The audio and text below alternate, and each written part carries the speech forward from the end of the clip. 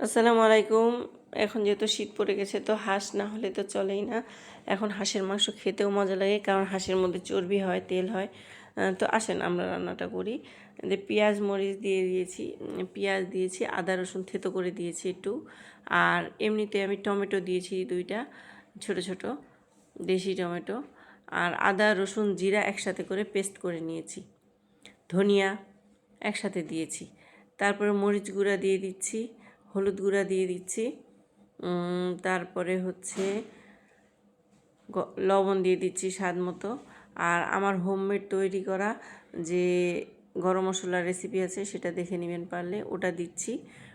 আর হলুদ গুঁড়া দিয়ে দিচ্ছি, দিয়ে তেল পরিমাণ মতো দেব, দিয়ে এটাকে আমি হাতে সুন্দর করে মেখে নেব। আর এদিকে আমি মাংসটাকে খুব ভালো মতো করে ধুয়ে রেখে দিয়েছি। তো এই এই এই মাংসটা এত ভালো লাগে হাঁসের মাংসটা খেতে, সাদা ভাতের সাথে, পোলাও, রুটি, পরোটা, তান্দুরি রুটি, নান রুটি সব কিছুর সাথে এটা খুব সুন্দর খেতে ভালো লাগে।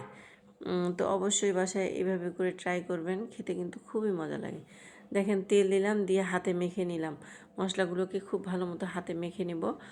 যখন আমার মাখা হয়ে যাবে তখন আমি মাংসটাকে এখানে দিয়ে দেব, দিয়ে মাংসটাকেও আমি এভাবে করে মেখে 10-15 মিনিটের জন্য ম্যারিনেট করে রাখবো। ম্যারিনেট করার পরে আমি হচ্ছে এখানে লেবুটাও দিয়েছি, এক ফালি লেবুও দিয়েছি। মাংসটাকে এভাবে করে মেখে নিয়ে লেবু দিয়ে তারপরে এটা ম্যারিনেট করে আমি 10-15 মিনিটের জন্য রাখবো।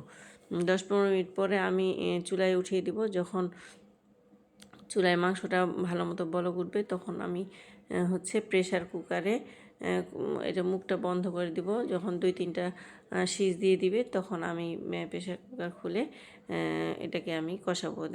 দেখেন যখন অনেক রান্নাটা বলক উঠে গিয়েছিল তখন আমি প্রেশার কুকারে লাগিয়ে দিয়েছিলাম। প্রেশার কুকার খোলার পরে আমি কয়েকটা রসুনও দিয়েছি গোটা গোটা।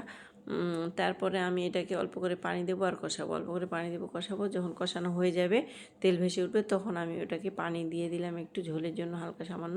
আর এদিকে আমি পেঁয়াজ আর রসুন লাল লাল করে ভেজে নিলাম বেরেস্তার মতো, আর একটু জিরার ফোড়ন দিয়ে এটাকে আমি লাস্ট মুহূর্তে দিয়ে দেবো। দেখেন কত সুন্দর লাগছে রান্নাটা, তেল ভেসে উঠেছে, এটা খেতে দারুণ লাগে। অবশ্যই এইভাবে ট্রাই করবেন।